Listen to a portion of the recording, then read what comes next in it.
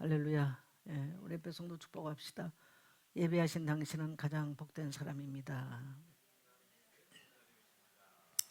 하나님은 예배를 통해서 우리를 성장시켜 나가십니다.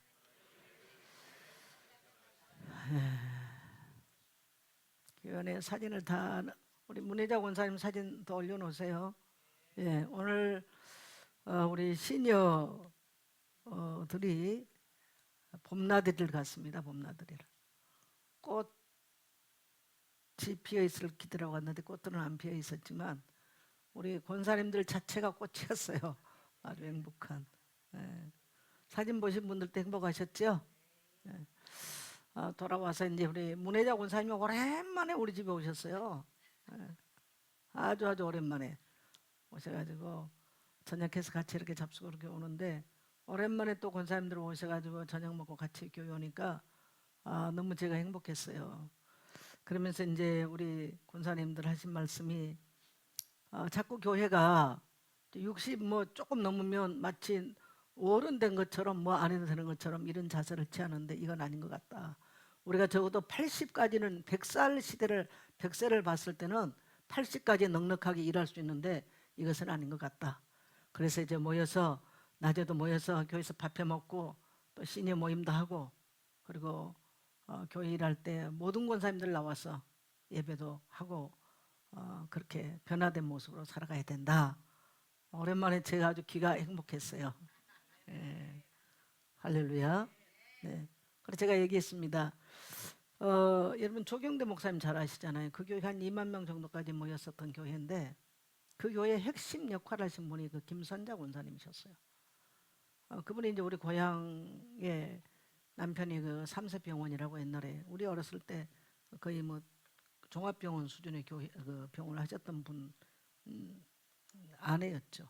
그분이 이제 목사님을 도우면서 엄청나게 교회에 헌신을 하고 살아왔어요. 평생 목사님하고 연세가 똑같아요. 조 목사님하고.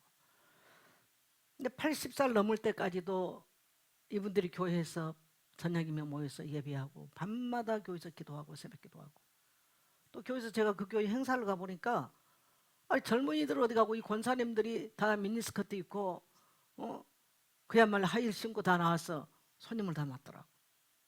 전에 우리 뭔가 여전도의 연합회 때 그때 그분이 80살인가 81살 됐어요.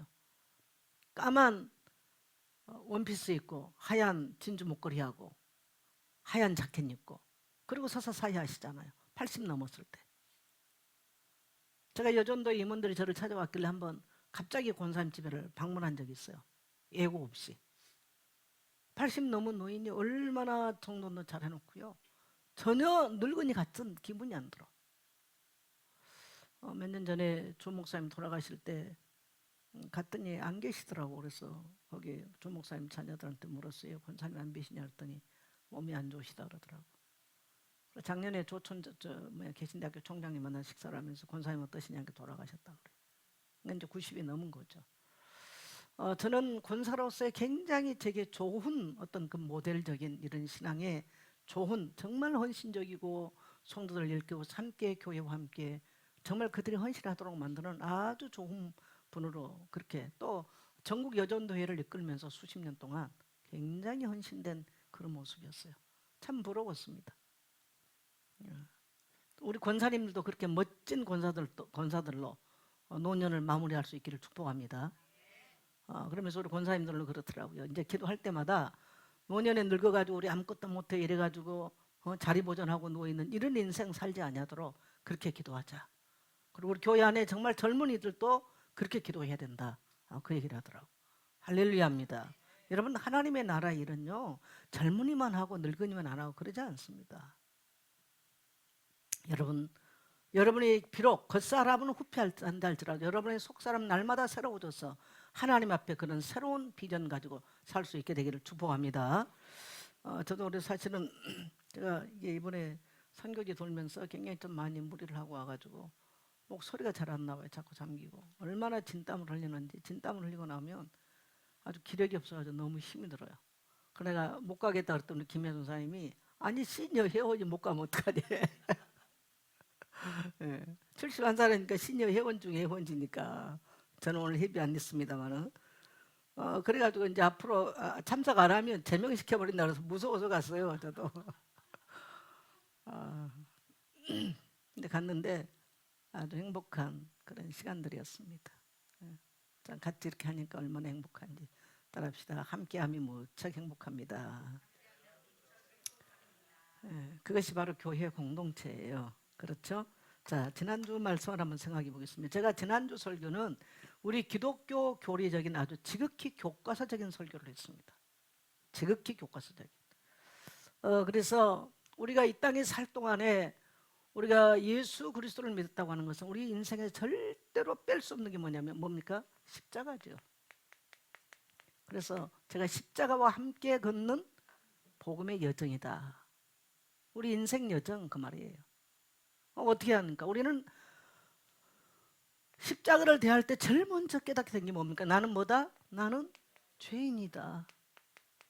여러분 오늘 아침 우리가 사무엘하 9장부터 12장을 읽어보면서 어떤 생각 들었어요? 나는 인간의 모습은 마치 이렇게까지 이중적인 모습이구나. 다윗이 사울의 그 손자 누구 사울의 가문을 생각하면서 어, 예? 예, 무비보셋 그러니까 그 가문을 생각하면서 그 무비보셋을 대하는 그 태도 보세요. 그 원수에 어떻게 보면 사울이 했던 거 보면 원수 집안 아닙니까? 우리는 조금만 상처받아도 가슴에 못 박혀 가지고요 아주 그 평생 안 뽑잖아요. 근데 다윗이 한 거 보세요. 그 무비보셋을 왕자 중에 하나로 하면서 그를 얼마나 극진하게 그를 대하고 은총을 베풉니까? 그 모습은 마치 예수님께서 십자가에서 마지막까지 죄인들을 용서하고 사랑하시는 원수까지 사랑하시는 예수님의 모습의 표상이라고 저는 봤어요. 또 그런데 바로 넘어가서 11장에서 어떻습니까? 우리아의 아내를 빼앗고 우리아를 죽이는 모습 보세요. 얼마나 괴괴한 음모를 꾸밉니까? 그 인간에게 성경 한 장 넘기니까 그렇게 극과 극인 그런 모습이 나오는 거예요. 이게 인간이구나. 그래서 시편 51편에 다윗이 우리아의 아내를 범하고 난 이후에 회개의 시 중의 시가 시편 51편이에요. 내가 어머니 모태에서부터 잉태될 때부터 내가 죄악 중에 잉태했고 내가 죄악 중에 출생했습니다. 근본적인 인간의 본성에 대한 이야기를 하죠. 그러면서 나에게 차원하는 심령을 주십시오. 우슬초로 나를 정결하게 하옵소서. 우슬초가 뭡니까? 피 뿌리는 빗자루가 우슬초거든요. 그러면서 다윗이 그 탄식하는 기도를 하잖아요. 그게 인간이구나. 그래서 인간이 얼마나 악할 수도 있고 하나님의 그리스도의 예수님의 형상을 띌 수도 있고 마귀의 전형적인 모습을 띌 수도 있는 게 인간이구나. 그래서 제가 그 말씀을 새벽에 묵상하면서 나도 얼마나 가면적인 이 가면을 수없이 바꾸면서 살아가고 있는가. 이게 우리 인간의 모습입니다. 만일에 우리가 십자가의 예수님을 만나지 않았다면 우리는 내가 가면 쓰고 있는지도 모를 거예요. 내가 그렇게 악한 죄인인가? 늘 우리는 나는 괜찮다고 말합니다. 그렇죠? 여러분 어떠세요? 여러분 스스로 저 사람은 나빠도 나는 괜찮아. 나는 그래도 쓸만한 인간이야. 라고 스스로 말하지 않습니까? 저는 늘 그렇습니다. 네, 나이를 먹을수록 우리는 내면을 깊이 많이 보게 되더라고요. 또 성경은 목사는 설교를 하기 위해서 내가 성경을 읽고 묵상한 것은 설교하기 위해서 한 게 아니에요. 여러분 성경 읽기와 묵상은 누구에게 가르치려고 하는 게 아닙니다. 따라합시다. 나와 하나님의 관계. 그래서 여러분이 이제 어떨 때 내가 모세오경을 읽을 때는 약간 모세오경이 헷갈려요. 이게 사실은 레위기서나 뭐 출애굽까지는 괜찮은데 레위기, 민수기, 뭐 신명기 넘어올 때 그래 제가 성경 거기 읽을 때는 조금 정리도 해소하려고 그러는데 사실 정리하는 것 저는 웬만하면 안 하고 싶어요. 묵상은 묵상인 거예요. 그래서 여러분이 성경 읽기 할 때는 한 구절 묵상이에요. 그래서 몇 년 동안 한 구절 묵상이라는 제가 표현을 썼는데 그래서 그날의 자기의 생명의 양식으로 취할 수 있는 것. 신학 공부하는 것도 아니고 목사가 설교하는 것은 이제 목사가 잘못하면 내가 글을 쓰면 어떤 설교 형태가 될 것 같아서 많이 조심을 많이 합니다. 그래서 우리가 성경을 대할 때요. 따라 나는 죄인입니다. 여기서부터 우리의 기독교의 신앙은 출발하는 거예요. 여러분, 종교는 뭐냐면 나는 죄입니다라고 하는 것보다 나의 속은 성취나 내가 실현하고 싶은 자아를 실현하기 위해서 가서 공을 닦고 덕을 닦고 열심히 사는 거예요.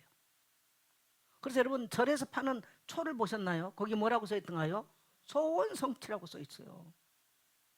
근데 기독교는 뭐예요? 나는 죄인이답니다. 이게 완전히 생명의 종교와 일반 종교가 다른 각도입니다. 그래서 죄인된 우리는 아무도 의인이 없어. 나는 오늘 다윗의 그 이중적인, 그렇게 인간이 이렇게 극렬할 수 있을까? 이 모습을 보면서 그렇다. 의인은 없나니 하나도 없다. 모든 사람이 죄를 범했다. 만일에 다윗이 그 문제가 없었다면 얼마나 완벽한 사람이에요. 근데 하나님은 그 다윗의 그 죄성을 드러내버리잖아요. 그러면서 다윗의 입술을 통해서 내가 모태에 잉태할 때부터 나는 죄 중에 잉태했고 출생할 때 나는 죄 가운데 출생했다. 우슬초로 나를 정결하는 길밖에 나는 정할 수 있는 길이 없다라고 그렇게 표현을 하는 거예요. 그건 이제 우슬초 그 말은 레위기서 이야기를 하고 있는 거죠. 10편 51편이죠. 여러분, 이 말씀에 동의하신가요? 그래서 우리는 어디 앞으로 갈 수밖에 없어? 십자가 앞으로 갈 수밖에 없어요. 십자가 은혜 아래 갈 수밖에 없는 겁니다. 그래서 십자가 은혜 아래서 우리의 모든 죄가 처리되는 장소예요. 죄는 하나님과 원수됐는데 이 십자가에서 죄인된 우리와 하나님이, 원수됐던 우리가 하나님과 화해가 이루어지는 화평의 장소가 십자가인 줄 믿습니다. 그래서 우리는 이 가슴에서 십자가가 떠나면 안 돼. 여러분, 하나님이 우리 열심히 뭐 하라고 부른 게 아니에요. 교회 일하라고 부른 거 아닙니다. 따라합시다. 나와 화평을 이루자. 그래서 골로새 1장 20절에서도 십자가를 통해서 하늘과 땅과 모든 것들이 화평을 이루기를 원하신다는 거예요. 이게 바울을 통해서 증거된 복음의 사상들이에요. 할렐루야. 네. 그래서 십자가는 죄를 처리하는 속죄소입니다. 하나님과 인간이 만나는 장소요, 하나님의 공의와 하나님의 정의가 동시에 실현되는 장소인 거예요. 하나님이 그리스도를 통해서 나의 모든 죄를 속량하는 공의의 장소고, 또한 하나님은 그리스도를 통해서 나를 얼마만큼 사랑하는지 그 사랑을 실현하는 현장인 거죠. 여러분, 얼마나 누구를 사랑하면 아들을 대신 죽이겠어요? 나숙경 권사님, 권사님 나를 사랑해서 병들을 내어주시겠나요? 그냥 솔직하게 대답하세요. 못하죠. 아니라 못합니다라고 하세요, 권사님. 네. 요한 강사, 내가 담임 목사잖아. 사랑하지. 그래서 하율이를 내놓을 수 있어? 뭘 쳐다봐? 어? 어? 하율 나와 그랬어? 여러분, 이 땅에서 누가 여러분 아들을 내놓을 수 있습니까? 절대로 내놓을 수 없어요. 그래서 우리는 하나님의 사랑을, 인간은 자식을 낳고 기르면서 이 땅을 살아가기 때문에, 그래서 인간은 그것을 통해서 하나님의 아버지의 그 마음을 알게 되는 거예요. 근데 내 같은 경우는 자식 안 키우는데도 하나님의 사랑이 좀 알게 돼서 난 그게 은혜야.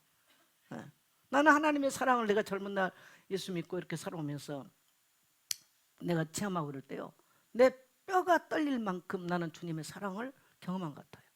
그렇기 때문에 내가 지금까지 살아올 수 있는 거예요. 그게 십자가는 하나님의 공의뿐만 아니라 하나님의 사랑이 동시에 실현되는 놀라운 속죄의 은총이 함께 머무는 곳이 바로 십자가 은혜입니다. 여러분, 세월이 지나갈수록 여러분의 가슴에 그 은혜가 뚜렷하게 세워지기를 축복합니다. 세 번째로 뭡니까? 십자가를 만나 십자가의 은혜를 경험하면 뭐예요? 회개하게 되죠.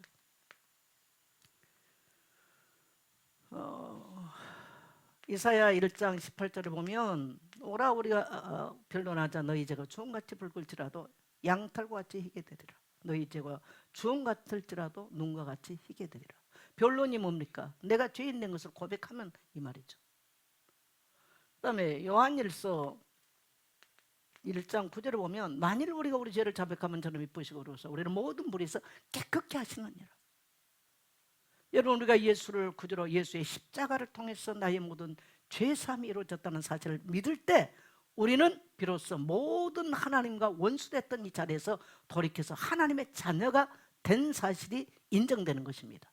그걸 칭의라고 그래요. 칭의. 그런데 우리가 매일 우리의 삶 속에서 또 우리는 다윗을 보면서 그렇게까지 성군인 다윗이 어떻게 그렇게 자기에게 그렇게 충성스러운 그 신하를 그렇게 잔인하게 죽일 수 있어요?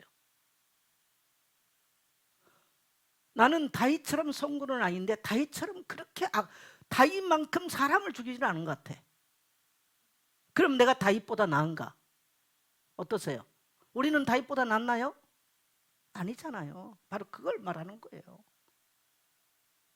그래서 이 땅에 살아갈 동안에 인간은 죄를 피할 수가 없어요. 그래서 요한일서 1장 9절은 이거는 자범죄에 해당되는 이야기입니다. 이것을 원죄로 해석하면요 완전히 얘기가 달라져 버려요. 그래서 우리가 우리 죄를 자백하면 매일, 그래서 성경이 있는 거예요. 그래서 목사도 여러분 매일 성경 읽는 게 누구한테 가르치려고 누구한테 하려고 한 게 아니에요. 묵상하면서 내가 죄인 된 것과 나와 주님과의 관계를 정리하기 위해서 읽는 게 성경 읽기고 묵상하는 겁니다. 그래서 여러분에게 성경 읽으라는 거예요. 그래서 목사는 여러분에게 뭘 소개하느냐? 하나님께 가까이 가도록, 그리스도에 가까이 가도록 중재자 역할을 하는 겁니다. 뭘 통해서? 성경을 통해서 하는 거예요. 매개체는 성경이에요. 그래서 저는 철저하게 성경을 강조하는 거예요. 그래서 여러분이 성경 위에 바로 서 있다. 오케이. 제가 이번에 싱가포르 가 있는데 후배가 말레이시아에서 자기의 스케줄 하루를 비고 그 페낭 지역에서 모임을 하다가 비행기를 타고 싱가포르 쪽으로 내려왔더라고요. 그리고 차를 가져 데려왔어요. 근데 이제 이분 대학 때 이제 제가 이 프리셉트를 같이 지도를 해주고 그랬는데 그거에 대한 고마움을 늘 감사하게 갖고 있더라고. 내가 이제 다락방에 있었기 때문에 거기에 대한 다락방에 대한 감정은 안 좋지만 나에 대한 신뢰는 그대로 그래도 갖고 있더라는 거. 제가 그거에 대해서 참 감사했어요. 그래서 이제 이평환 송사 얘기를 하면서 네가 나를 신뢰를 한다면 그대로 그렇게 신뢰하면 된다. 그런 얘기를 했다 그러잖아요. 그래서 목사님이 얼마나 많은 영향을 줬는지 아십니까? 그래. 성경만 이제 프리셉트만 한 게 아니고 나중에 이제 다락방을 했기 때문에 저 때문에 합숙 훈련 갔던 친구들이 많죠. 또 그러나 나중에 이제 RTS 간 친구들도 있고 이런 상황인데 어쨌든 그래서 성경을 배웠다고 그 감사함을 가지고 식사 대접을 하겠다고 먼 길을 달려온 그런 후배들이 있어서 너무 감사했습니다. 여러분, 여러분의 인생과 우리가 이 땅에 살면서요 우리를 통해서 하나님의 말씀이 전달돼야 돼요. 할렐루야. 네, 그리고 사람에게 성경을 가지고 영향 줄 수 있어야 돼요.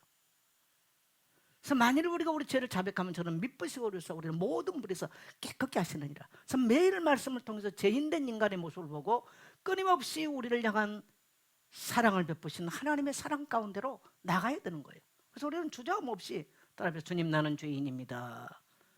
그래서 매일 말씀에 물로 우리를 씻어야 되는 거예요. 요한일서에서는 말씀과 성령과 피로 우리는 깨끗하게 되느니라. 뭘로? 말씀과 성령과 피로. 사도 요한의 사상이죠, 이것들이. 자, 그 다음에 뭡니까? 거룩이에요. 여러분, 죄가 처리되면 뭐 어때요? 거룩해지는 거예요. 그래서 이 내 얘기의 주제가 뭐예요? 내가 거룩하니 너희도 거룩하라. 그러면 이게 구약에만 주제일까요? 아니에요. 사도 베드로의 사상도 똑같은 이야기예요. 베드로서 2장에 너희도 거룩하라는 거예요. 그러면 성도가 이 땅에 살면서 우리의 삶의 목표는 어디입니까? 거룩을 향해서 나가는 거죠. 그래서 거룩은 특별한 사람만 거룩을 향해서 사는 게 아닙니다. 모든 성도는 따라서 거룩해야 된다. 그게 하나님의 백성의 속성이고 특징이에요. 그래서 우리의 언어도 거룩해야 돼요. 우리의 삶도 거룩해야 돼요. 우리가 돈 쓰는 거, 돈 대하는 거 모든 게 어떻게 돼야 돼요? 정직하고 거룩해야 돼요. 세상이 우리를 인정하든 안 하든 간에 정직해야 돼요. 거룩해야 돼요. 할렐루야. 우리가 고난을 대하는 것도요, 고난을 해석하는 것도 달라야 됩니다. 고난을 해석하는 것도. 어떤 고난을 받았거나 뭐 때로는 우리가 억울한 도 있지 않습니까? 이거 무조건 다 우리가 이것들을 해명하고 뭐 이것 가지고 덤비고 싸우고 불신자의 방법같이 하면 안 된다고 생각합니다. 그것 또한 우리의 모든 것 보는 시각이 달라야 돼요. 그래서 세상 사람과 그리스도인들의 삶은, 죄사함 받은 그리스도인들의 삶은 세계관이나 가치관이 달라야 된다는 거예요. 따라합시다. 그렇게 해야 됩니다. 그래서 특별히 오늘 이 시대 우리 젊은이들 정말 이 거룩이란 말은 어디 저기 뭡니까? 어디요? 뭐 박물관, 국립박물관에 가서나 볼듯 말듯한 단어가 돼버리는 오늘 이런 시대가 교회에서도 잘 안 쓰려고 그래요. 전혀. 너무너무 교회도 세속화되어 있기 때문에 이런 용어 단어를 쓰는 것도 너무 어렵게 돼 있어요. 근데 여러분, 구약에 굉장히 많이 나온 단어가 뭐예요? 거룩이에요. 거룩이에요. 그리고 우리는 정말 이 고난 주간을 우리가 이제 맞이하면서 다시 한번 깊이 생각해야 돼요. 예수 믿는다는 게 뭡니까? 거룩한 삶을 사는 거예요. 이게 여기까지는요 칭의의 구원이에요. 여기는 뭡니까? 성화의 구원이죠. 그리스도인들은 성화를 통해서 성장해가는 거예요. 자, 그 다음에 다섯 번째 뭡니까? 거룩한 자들이 모인 공동체가 뭡니까? 교회 공동체입니다. 여러분, 참 교회는 우리에게요 굉장히 복된 거예요.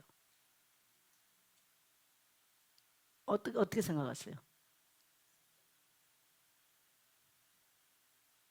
근데 교회는 굉장히 아픔이 있는 곳입니다. 왜 그럴까요? 공동체는 여러분 안 쉬워요. 아까 우리 권사님들이 노년에 다 모여서 같이 살아야 돼 이런 얘기들 하더라고요. 그래서 제가 그랬어요. 노년에 같이 살려면 성격부터 고쳐야 된다. 3명만 공동체를 하려면요 자꾸 자기 주장을 하는 사람이 나오면 그 공동체는 깨져버려요.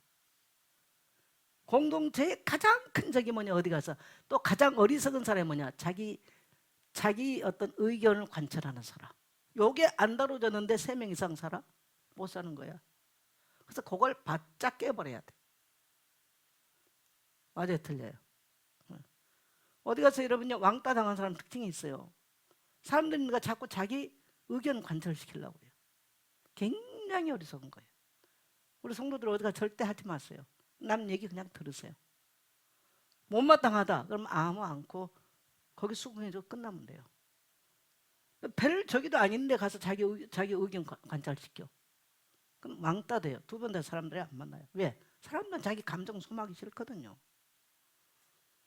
부모 같으면 네 그러지 마 저러지 말고 때리기도 하고 그러지만요 남은 그럴 필요가 없어요. 힘들어요. 그래서 오늘날은 점점점 사람들이 공동체 하기 힘들어요. 교회가 왜 힘드냐? 이렇게 성화가 돼서 자기 자아를 내려놓고 나는 그리스도와 함께 죽었습니다 하는 사람들이 만들어지기까지는 쉬운 게 아닙니다. 이게. 그래서 힘들어요. 오늘 고궁을 거닐다 보니까요 큰 고목이 세 갈래로 찢어듯이 검은 속을 드러내고 있더라고요. 그런데 막 가서 구경 들어요. 아우 이거 나무는 왜 이렇게 됐지? 그래요. 그래서 제가 돌아서 뭐라 그럴게요? 어떻게 알았어? 예? 예. 누가 그 자리에 있었죠? 아니야, 누가 있었어. 천수권 사람 누구하고 있었던 것 같은데? 예, 그 사람 집에 갔고. 그래서 제가 어머나 이 나무가 어떻게 생겼지? 벼락 맞았니 뭐하니 막 이제 그런 얘기를 해요. 그래서 제가 목회했나 보지 그랬더니 나무가 목회해요. 그래서 어떤 목사님이 속이 시커멓게 썩은 고목을 보면서 나무야 니도 목회했냐? 속이 시커멓게 썩었게 그랬답니다. 그랬더니 막 웃더라고. 나무도 목회하고 나니까 속이 시커멓게 썩어가지고 쫙 갈라져서 있더라고. 공동체는 여러분 쉬운 게 아니에요. 어려워요. 힘들어요. 아픔이 있어요. 그래서 하나님은 하나님의 종들을 단련시켜서요 그 아픔도 감내하면서 가도록 훈련을 시켜놨어. 물론 그렇다고 그러면 또 훈련이 잘 돼서 100% 목사는 그러냐? 아니요. 내 소가지가 밴댕이 소가지요. 오늘 밴댕이 뭐 회 얘기가 나왔는데 밴댕이 회를 먹으면 속 좁아진대. 그래서 그랬어요. 어차피 좁아진 속 뭐 더 좁아지겠냐? 밴댕이 회 먹는다고.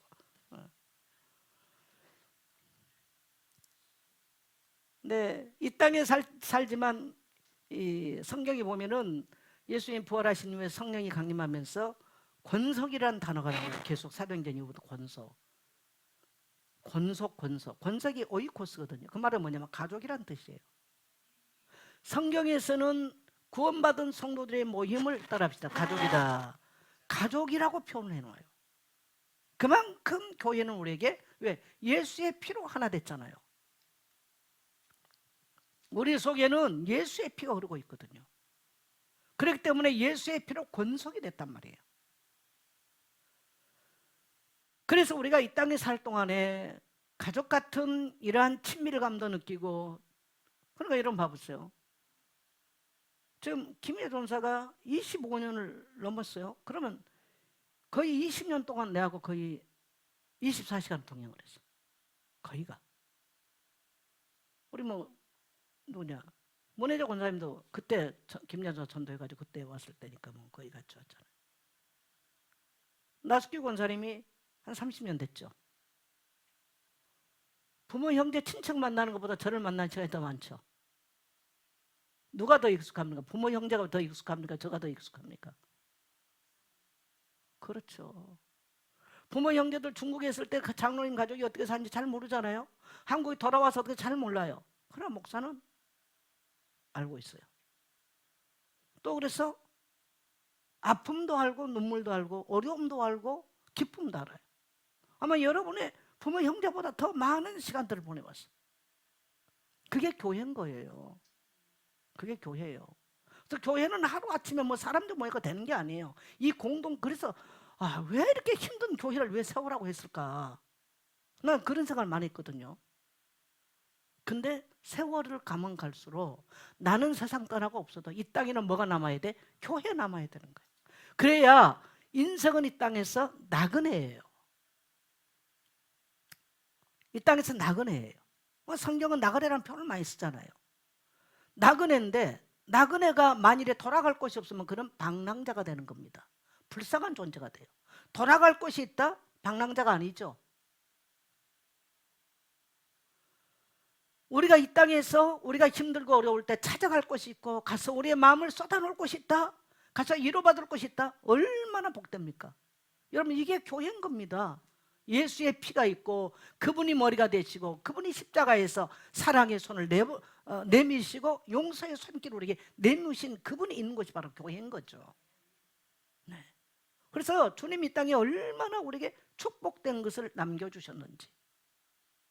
교회 오면 의무가 많잖아요. 헌금도 해라, 선교도 하자, 교회 청소도 하자, 뭐 구역도 돌아봐라, 다른 성도 하자는 게 많아. 하라 해야 될 걸 시킨 목사도 힘들어요. 사실 나는 그래서 사실 저 일을 많이 안 시킨 목사예요. 진짜로. 딴 데 보세요. 얼마나 프로그램이 많은지. 우리 교회 프로그램 없어요. 성경 읽어라. 왜 없잖아요. 물론 선교하자 말을 합니다. 제가. 근데 여러분, 얼마나 교회가 감사합니까? 만일에 이 땅에서 우리가 교회를 만나지 않았다면, 그래서 저는 늘 나는 교회에 빚진 자다. 예선교회 얘기가 아니에요. 그리스도의 교회에 빚진 자. 또 예선교회도 빚졌죠. 36년 동안 전도하자, 선교하자 그러니까 36년 동안 선교 갈 때마다 선교 비용들을 공급해 주는 성도들 함께 동참. 나는 눈물 나도록 감사해요. 여러분, 제가 이번에 나는 죽고 그리스도로 사는 사람들이랑 글을 쓸 때 선교사님들의 이야기만이 아닌 거예요. 그 이야기 속에는 여러분의 모습도 투영되어 있는 것입니다. 아멘. 심재민 성교사가 그 글을 읽고 목사님 참 은혜됩니다라고 답을 보냈어요. 그랬어요. 성교사님, 이 글 속에는 이번에 제가 어떤 동남아 선교사님들만 된 게 아니고 선교사님들의 모든 선교사님들의 발걸음과 또 선교를 위해서 수고했고 헌신했던 우리 성도들의 발걸음도 여기에 같이 투영되어 있는 것입니다. 제가 그렇게 말했습니다. 맞습니까? 네, 그런 거. 주를 위해서 수고했던 모든 자들의 얘기요. 거기는 제 인생의 이야기도 있는 거예요. 그게 우리 그리스도인들의 삶인 거예요. 그래서 여러분, 결론적으로 보면 우리는 이 땅에요, 뭘 남겨야 돼? 이 복음, 그리스도의 십자가의 복음을 전할 제자를 남겨야 돼요. 또 뭘 남겨야 돼? 그리스도의 교회를 남겨놓고 가야 돼. 우리는 목숨을 걸고 이 두 가지. 그래서 제가 주일날에 이제 세계 곳곳에 교회를 세웠고 신학교를 세워서 주일을 키웠던 이걸 보니까 제가 이 메시지를 쓰면서 저도 깜짝 놀랐어요. 저는 제가 그거를 물론 우리 교회 연역에는 뭐 있는지는 모르겠는데 그렇게 정리를 해본 적이 없었어요. 여러분 놀랍지 않았어요? 개척했던 6월 달에 필리핀에 거기 대학입니다. 엔젤리시티에 대학을 세웠어요. 그때 교회에 돈 있으냐? 없었어요. 제 친구가 와서 돈 다 대줬어요. 제가 필리핀 가 있으니까 한국에서 비행기 타고 내 필리핀 오는데 전화 왔어요. 내한테 어디냐고 그래서 나 필리핀이라 했더니 당장 비행기 타고 왔어. 와가지고 봉고차 한 대 사줬지. 건물 다 질 때 이미 한국에서 세계 돈 다 줬고요. 물론 교회에서 성도들은 뭐 그때 얼마 안 됐을 때지만 헌금도 했고 뭐 복사기 사주고 뭐 교회 사무실 짓기 학교 안에 다 사줬어. 인도에 학교 지을 때 우리 교회에서 다 안 했어요. 제 주변에 사람들이 같이 했어요. 많은 돈을 들였죠. 근데 그 바보 같은 놈이 아시죠? 우메 사는 여러분 전부 다 여기 와서 학교 다녔으니까. 자, 인도 사람 데려다가 신학교 가르쳤어. 교회 지었어. 학교 지었어. 자, 러시아에 그 뭐냐 이라 또 원반석 그 두 사람 와서 또 신학교 다 다녔어. 또 우크라이나 콘스탄틴 부부 와서 또 그 양반들은 우리 집에 뭡니까 내 저 밑에 삼성을 같이 살았어요. 하도 단 걸 많이 먹어가지고요. 잼을 사다 놓으면 아침에 딸기잼을 하루 아침에 다 먹어버려. 그렇게 먹으면 당뇨병 온다 그러니까 삐져가지고 또 이 콘스탄이 또 얼마나 잘 삐지는지 내가 먹는 걸 아까워서 그런 줄 알고 삐지는 거야. 그러니까 그 사람들은 이 당뇨병을 몰라. 세상에 내 기가 막혀가지고 하여튼 별의별 짓을 다 하고 살아왔습니다. 콘스탄이 또 얼마나 저기 합니까? 저한테 또 어머니라고 그러고 근데 어디가 있는지도 몰라 지금. 아, 참. 뭐 그래도 어디서 복음 전하겠죠. 네, 복음 전하겠죠. 참. 70인생 돌이켜 보니까 별의별 사람, 코가 큰 사람들, 키가 큰 사람들, 뭐 머리가 노란 사람들, 머리가 꼬불꼬불한 아프리시카만 흑인들, 별의별 사람들을 다 만나고 다 했어요. 예수 만나서 별의별 인간들 다 만나고 별의별 사람 다 만나고 살아왔습니다. 무엇 때문에요? 복음 때문에. 이 땅에 그리스도의 교회를 남기는 일 때문에. 여러분과 여러분의 후손도 여러분 이 땅에 복음이 증거되는 일에 이 땅에 교회가 세워지는 일에 전도하고 선교하는 일에 여러분의 후손이 그 길에 서 있게 되기를 축복합니다. 후손 정말 중요합니다. 나는 반드시 하나님이 축복할 거라고 봅니다. 그래서 여러분이 이름 없이 빛 없이 하면서 눈물 흘렸던 시간들이 있었습니까? 걱정하지 마세요. 하나님께서 반드시 갚는다는 사실. 마태복음 10장이 뭐라고 말씀했어요? 너희가 선지자의 이름으로 냉수 한 그릇도 덜 타고 상일지 않을 것이다. 맞습니까? 하나님은 액수에 많고 적음 아니에요. 그건 반드시 하나님이 기억할 몫이 있는 거죠. 히브리 11장 6절에 보면 하나님께 나가는 자는 반드시 그가 살아계신 것과 그를 찾는 자들에게 상 주신 이심을 믿어야 할지니라. 네. 저도 그래서 뭐 하나님께서 내게 뭐 상 줄 것은 안 믿고 나 솔직히 그 죄송한 이야기인데 근데 우리는 믿어야 되는데 그거 안 믿고 달려왔어요. 내가 받은 은혜가 너무 컸어. 근데 하나님이 너무 감사하죠. 나 솔직히 죽을 고비 얼마나 많이 넘겼습니까? 죽을 고비 많이 넘겼잖아요. 근데 이 70 넘어가지고도 이번에 가는 설교하면서 내가 그랬어요. 내가 70 넘었다는데 다 일제히 소리 지르더라. 깜짝 놀래가지고.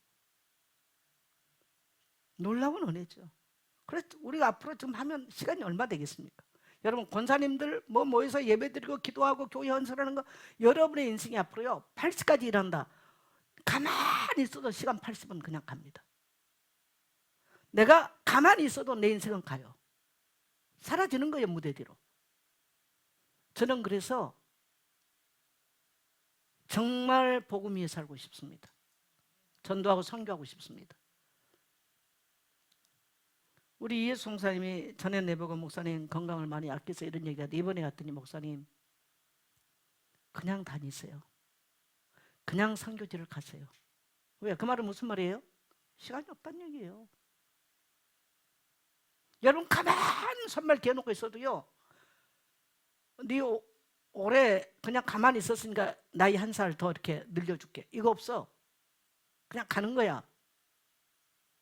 그러니까 여러분의 삶이 헛되이 끝나지 않도록 떠납시다. 복음 전합시다. 이 땅에 교회 세웁시다. 다음 세대에게 전수합시다. 그런 여러분 되시기를 축복합니다. 자, 오늘 우리가 골로새서 2장 16, 23절까지인데 따라합시다. 그리스도와 함께 새 사람이 되었다. 나는 이 말씀이 참 항상 참 은혜가 돼요. 여러분, 바울 사장 속에는 항상 흐르는 게 있어요. 나는 그리스도와 함께 죽었다. 나는 그리스도와 함께 장사됐다. 장사됐다는 말은 로마서에서 나오고 갈라디아 2장에서도 나오고 오늘 골로새서도 나오고, 이게 바울 사상이에요. 따라합시다. 나는 그리스도와 함께 죽었습니다. 그리스도와 함께 새 사람이 되었습니다. 이게 얼마나 충격적인 메시지입니까, 여러분? 얼마나. 여러분, 세상 사람들은요, 뭔가 새해가 되면 탁 작정합니다. 올해는 술도 끊고 담배도 끊고 뭐 어디 뭐 오락도 끊고 뭐 휴대폰도 끊고 하면 새 사람 돼봐야지. 며칠 해요? 3일. 새 사람 됐나요? 80 될 때까지 새 사람 안 되고 살았어.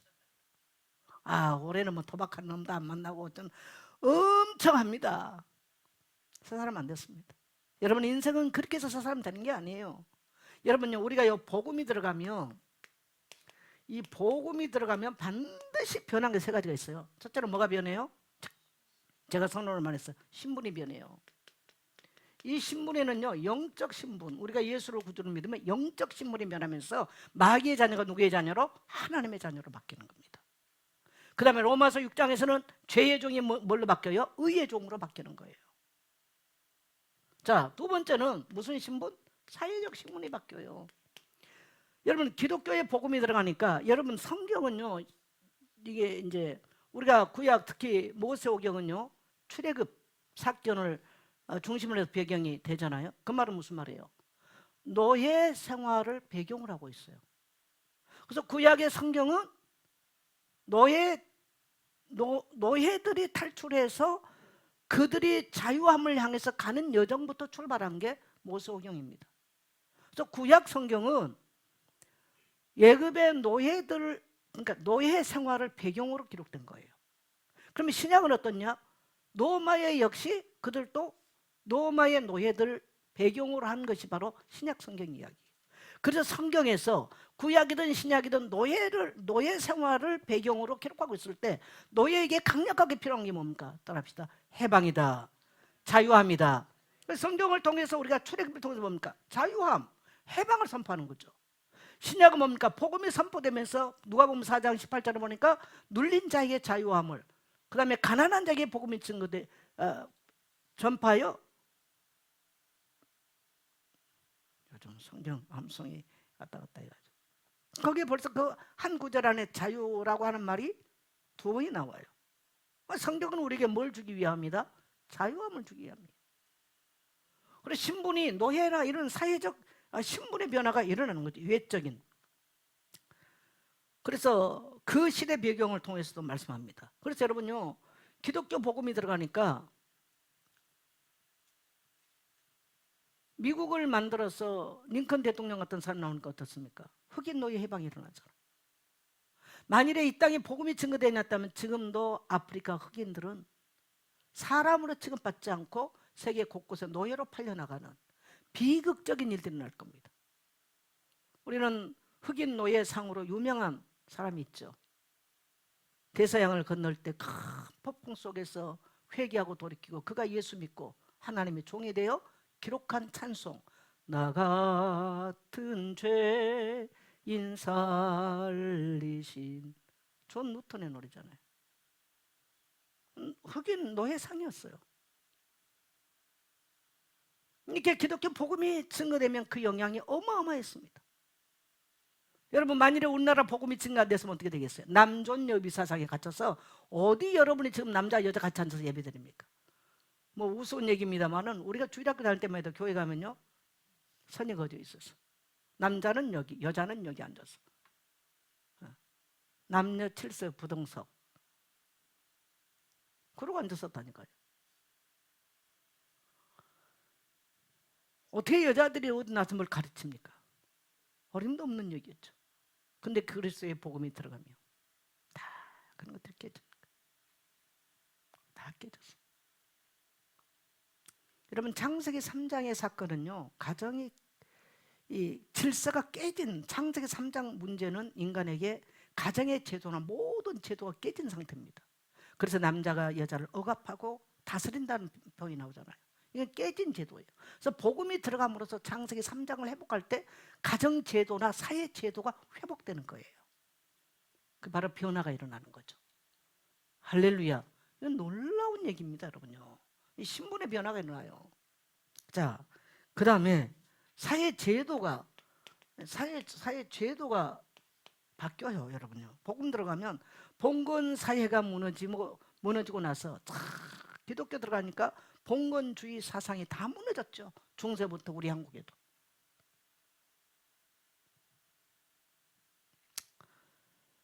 그 다음에 억압받는 약자들이 변화가 일어납니다. 여러분, 가장 복음이 들어가지 않을 때 가장 억압받는 계층이 어디입니까? 노약자죠. 여자들, 성노리개예요, 거기가. 지금 이슬람권에서는 지금도 그렇습니다. 그래서 이슬람은 악한 종교입니다.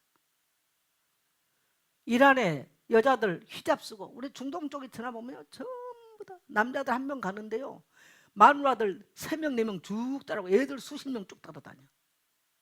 여러분, 무슨 뭐 짐승 집단도 아니고 그게 무슨 강아지 새끼들 끌고 다니는 것도 아니고. 여러분, 중동 쪽에 가봐야 우리가 두바이나 이런 데 가보면요, 남자 다 하나 서 있으면요, 마누라들 4명 쫙 있어요. 거기 아이들 몇 명씩 있어. 이게 여러분요, 그래서 얼마나 이란에서 많은 여자들이 억압받았어요. 얼마나 기독교인이 참소당했습니까? 여러분, 이란의 전쟁 누가 일으켰다고 보세요? 트럼프? 저는 그렇게 보지 않거든요. 제가 어느 편에 제가 안 서서 제가 줄을 설교했는데, 저는 하나님이 했다고 생각합니다.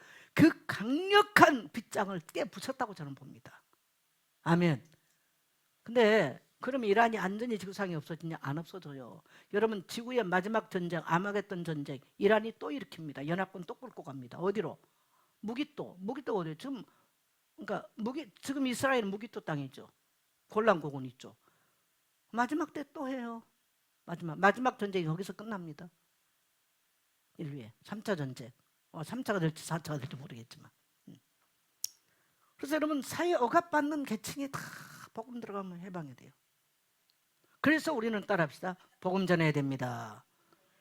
변화를 원하거든 복음 전하면 돼요. 할렐루야. 변화를 원하는 사회가 있다면 복음 전하면 됩니다. 우리가 돈도 주고 여러 가지 할 수 있습니다만, 그보다 중요한 것은 복음이 인간에게는 필요하다는 거예요.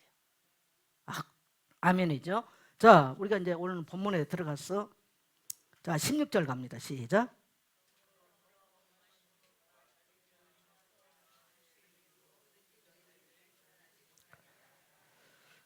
네, 그래서 이제 그러므로 그럴 때 앞에 15절, 누가 15절 한번 찾아서 읽어주세요. 그 앞에. 통치자들과 권세들을 무력화하여 드러내어 구경거리로 삼으시고 십자가로 그들을 이기셨느니라. 네, 통치자들과 권세자를 어떻게 했다고요? 무력하게 했어요. 그래서 그들을 어떻게 했다고요? 이겼어요. 그래서 그러므로 이 말입니다. 그러므로. 그래서 이거는 우리가 이제 영적인 이 세상 권세는 것들 영적인 이제 관점에서 이제 보는 거죠. 그래서 십자가는 이런 모든 악의 세력들을 다 패했다.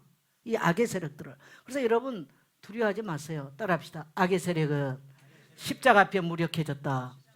그래서 우리가 이 고난 주간에 오면 기독교의 십자가는 굉장히 처절하게, 나약하게, 비참하게 죽임을 당한 것처럼 보이지만 모든 권세자들과 통치자들, 이 악의 세력을 무력화 만든 사건인 줄 믿습니다. 그래서 우리에게는 기쁨의 날이요, 정말 찬송해야 되고 감사해야 되는 날이 바로 이 주님의 죽으심과 부활 사건인 줄 믿습니다. 이게 복음의 핵심이에요. 교회는 이걸 가르치기 위해서 있는 거예요. 목사는 이것을 위해서 하나님이 부르신 거죠. 아멘. 네. 근데 이 초대교회 여러 종류의 가르침들이 들어와서 지금 자꾸 뭐 해요? 먹고 마시는 거, 뭐 절기, 초하루, 안식일. 여러분 교회에 이것저것 다 많아요. 그러나 여러분 그게 본질 아닙니다. 교회 본질은 뭐예요? 따라합시다. 오직 그리스도의 복음.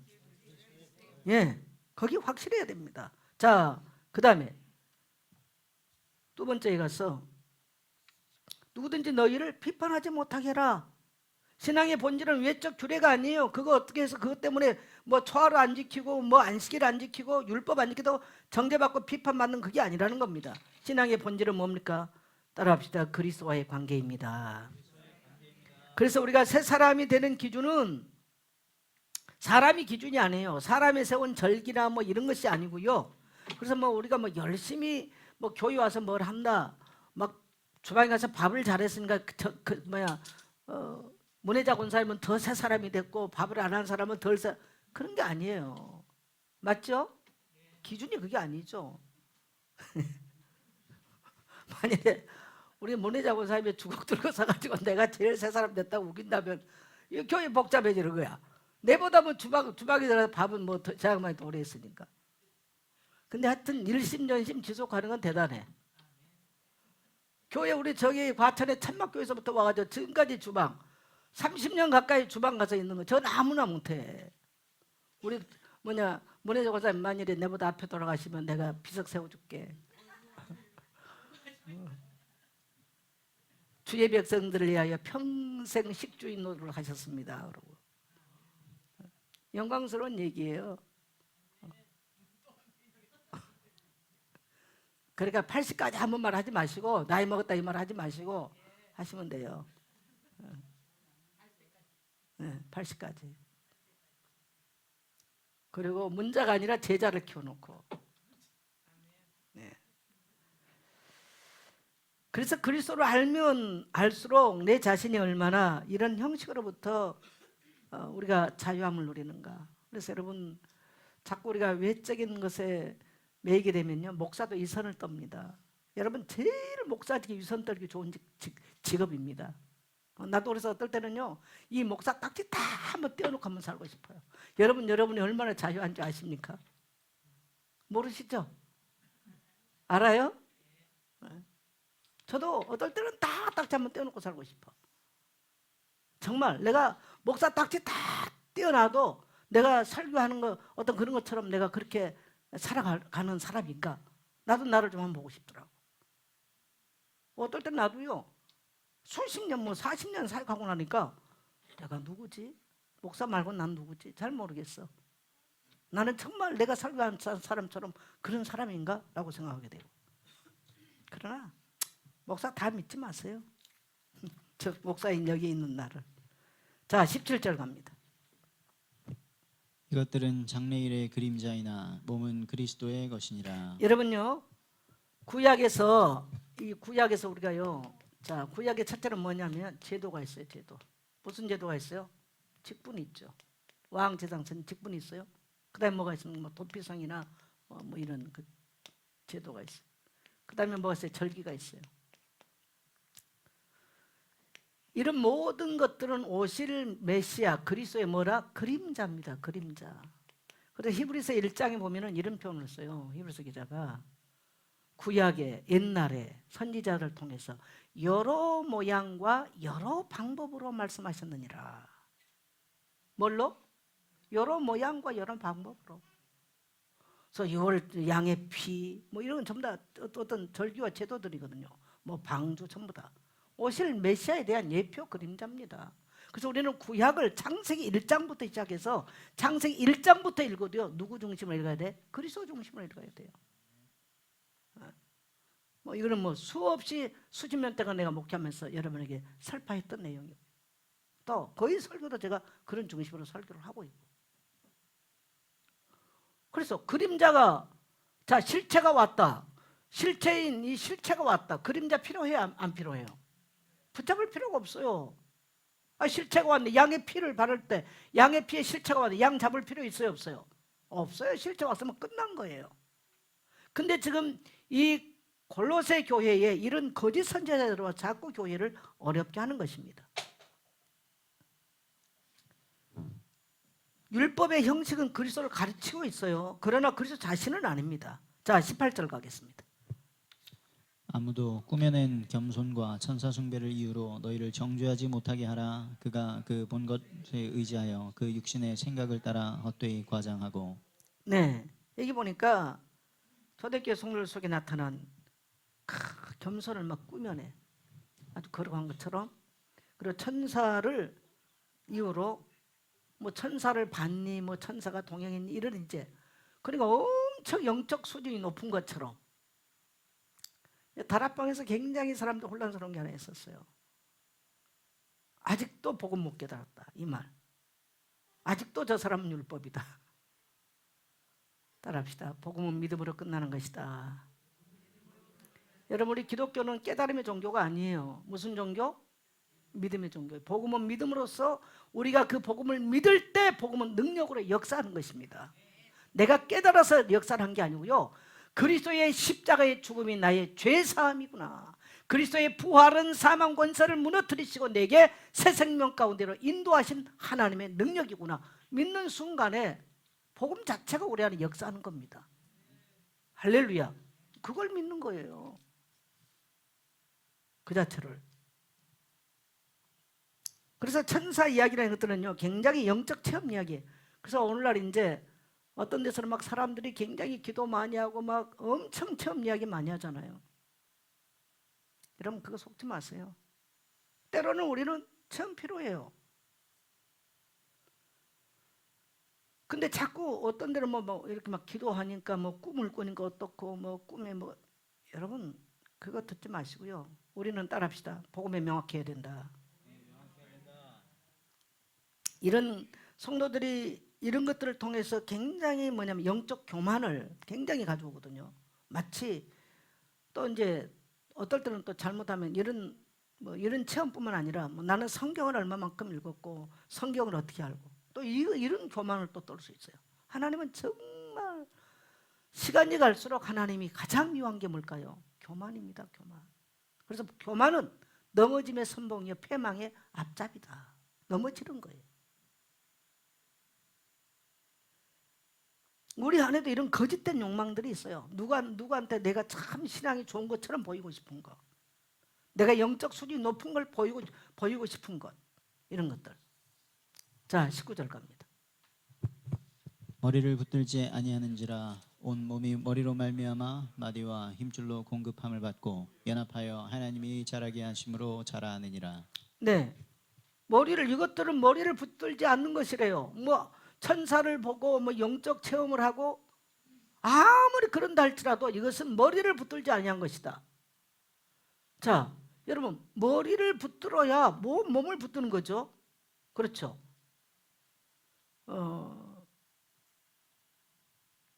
머리가 누굽니까? 바로 그리스도입니다. 교회의 머리는 그리스도예요. 그래서 교회는 언제든지 뭐 누가 절기를 잘 지켰냐, 뭐 누가 영적인 꿈을 꿨냐, 뭐 누가 천사를 봤냐, 그런 말에 교회는 힘들 게 아니라 언제든지 교회는 어디 중심으로 가야 돼? 그리스도 중심, 머리이신 그리스도 중심으로 가야 돼요. 사실 여러분, 목사 중심도 아니에요. 어쩔 수 없이 목사는 말씀을 강론하는 사람입니다만은 목사 중심도 아닙니다. 목사는 하나님이 말씀을 주셔서 말씀을 대언하는, 그래서 목회자들에게는 하나님의 말씀의 은사를 주셨어요. 그래서 그거는 본인도 알아야 되고 또 본인도 느끼는 거예요.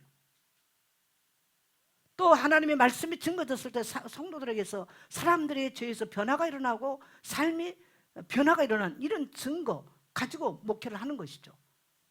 그러나 그 모든 것들은 그리스도를 향하게 만드는 것이지 목사를 향하게 하면 안 되는 거죠. 네. 그 성도의 생명의 근원은 그리스도입니다. 그리고 성도의 신앙의 출발점도 바로 그리스도예요. 근데 자꾸 사람들이 형식에 빠지고 체험에 빠지고 천사 숭배에 빠지고 자꾸 이런데 뭐 금욕주의에 빠지고 자꾸 이런데 빠져요. 여러분, 우리의 머리 되신 그리스도를 굳건하게 붙잡게 되시기를 축복합니다. 그래서 몸은 머리와 연결돼야 살아나는 거예요. 성도가 뭐 열심히 하고 뭐로 또 별짓을 다 해도요, 여러분 그리스도와 연합되지 않으면, 머리와 연결되지 않으면 그건 죽은 사람입니다.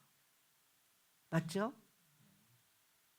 그래서 왜 매일 아침이면 아침을 먹기 전에 성경부터 먹어라. 생명의 양식부터 먹어라. 왜요? 우리는 그리스도를 통해서 영적인 힘을, 생명을 공급받기 때문에 그래요. 뭐 경건의 모습을 가지려는 게 아니고요.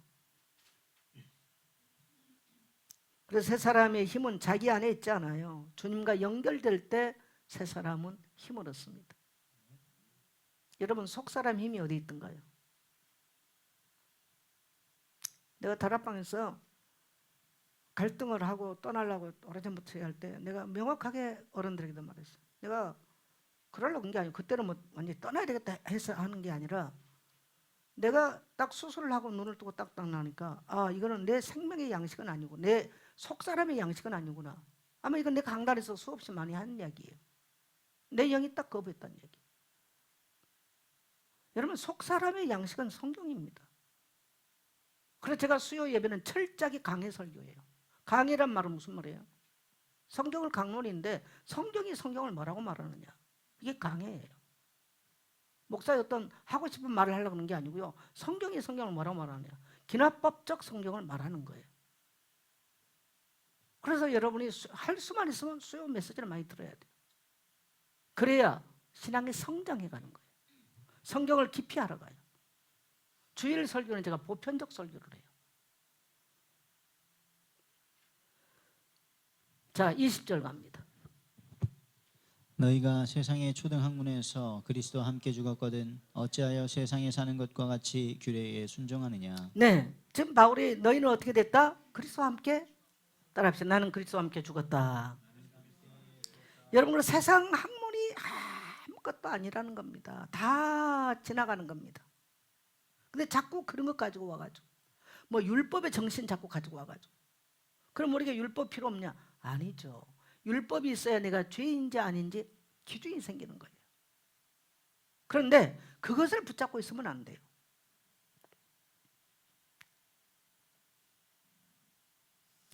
이런 세상 초등학문. 세상 초등학문 뭡니까? 하나님 없이도 사람을 통제하려는 세상적 질서입니다. 참 지금 세상 돌아가는 거 봐보세요 한번. 여러분 정말 정신 바짝 차려야 돼요. 얼마나 사회 시스템이 잘 되어져 가고 얼마나 지식이 발달돼 가지고요. 요즘 AI가 별거 다 만들어내잖아요. 하나님 없이 인간 삶이 바벨탑입니다. 무섭습니다. 저는 요즘 이런 거 보면서 이런 생각이 들어요. 다 버려버리고 그냥 무명원 입고 집세기 신고 저기 논밭에 가서 땀 흘려 일하고 싶은 생각.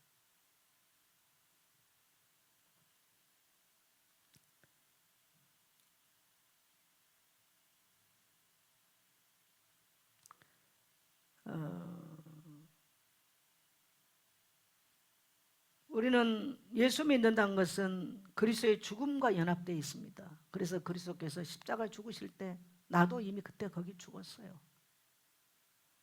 예수 만난 이후에는 우리는 그리스도의 그 살리심으로 그리스도의 그 사심으로 사는 거예요. 그게 그리스도인의 삶인 거예요.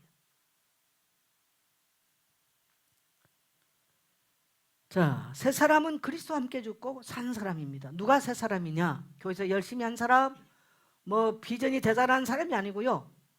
따라합시다. 그리스도와 함께 죽고 산 사람입니다. 이게 바울의 선언이죠.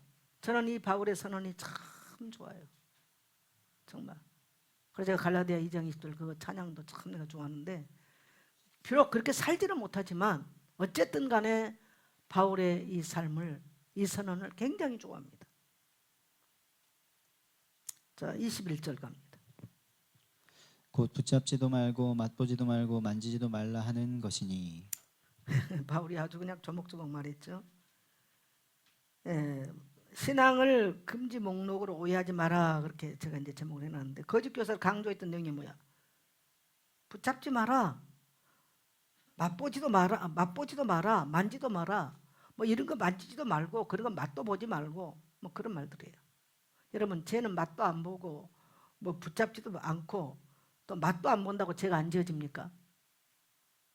그렇게 안 해도 글쎄 죄라고 하는 인간의 욕망은, 나는 이 말씀을 이렇게 보면서 다윗을 많이 생각해 봤어. 한순간에 욕망 확 들어오니까 무너져 버리잖아요. 어떻게 죄의 본성을 어떻게 이깁니까, 인간이? 굉장히 얼마나 경건한, 뭐 죄를 범할 것 같은 건 만지도 붙잡지도 말고 맛보지도 말고 만지지도 말고 뭐 이렇게 말해요. 이것들이 근본으로 속 사람을 변화시키지는 못하죠. 탐욕의 문제, 욕망의 문제, 자기중심적인 문제는 해결이 안 되는 거예요. 죄는 율법을 드러내도 죄의 뿌리를 제거하지는 못하는 것입니다. 죄의 뿌리를 완전히 못 박아 버릴 수 있는 건 뭡니까? 그리스도의 십자가밖에 없습니다. 아멘. 자, 22절 갑니다. 이 모든 것은 한때 쓰이고는 없어지리라. 사람의 명령과 가르침을 따르느냐. 네, 이런 모든 것들은 한때 쓰이고 없어지는 것들입니다. 한때 쓰이고. 율법은 한때 쓰이고요. 우리를 그리스도에게 인도하는 몽학 선생으로 한때 쓰이고 끝나는 것들이에요. 없어지는 것들이죠. 영원하지 않다는 거예요. 내면을 구원할 능력이 없다는 거예요. 사람의 명령과 가르침이 절대 하나님의 뜻이 아닙니다. 그래서 우리가 항상 이걸 생각해야 됩니다. 여러분, 목사에게도 똑같습니다. 목사가 지나치게 자기 사상이나 이것들을 강조할 때 정말 온전하게 하나님 뜻일까? 너무 자기 사상을 강하게 주장하는 이런 건 문제가 있어요. 그런 걸 만일에 성도가 강요를 해버리면 이런 문제가 있어요. 그래서 언제든지, 물론 우리가 이 땅에서 세상에 나가 일을 할 때 꼭 하나님의 일을 아니더라도 우리가 해야 될 것이 있어요. 그것과는 좀 다른 이야기죠. 그래서 언제든지 교회와 주의 종들이 항상 조심해야 될 것, 하나님의 뜻이 맞는가? 어떤 일을 할 때 내가 선한 일을 한다 할지라도 따라합시다. 하나님의 뜻이 맞는가? 이걸 점검해야 돼요. 이거 점검 안 하면 지 뜻을 행하죠. 반드시 실패입니다. 여러분, 나이가 50, 60 넘으면 우리 삶을 돌아보면 압니다. 절대 거기는 선한 열매 나올 수 없어요. 언제든지 질문해야 돼요. 그래서 자녀들에게도 그것 가르쳐줘야 해요. 따라합시다. 하나님의 뜻이 맞는가? 그래서 내가 하나님의 뜻이 맞으면 내가 손해봐도 하는 거예요. 울면서도 하는 거예요. 그건. 하나님의 뜻이 아니면 때로는 싸우더라도 안 해야 되는 거예요. 맞아요. 우리는 이런 신앙의 원칙을 갖고 살아야 되는 거예요.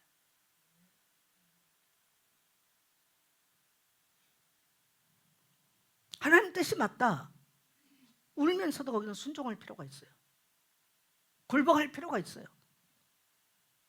하나님 뜻이 아니다. 그건 돌아서야 돼요.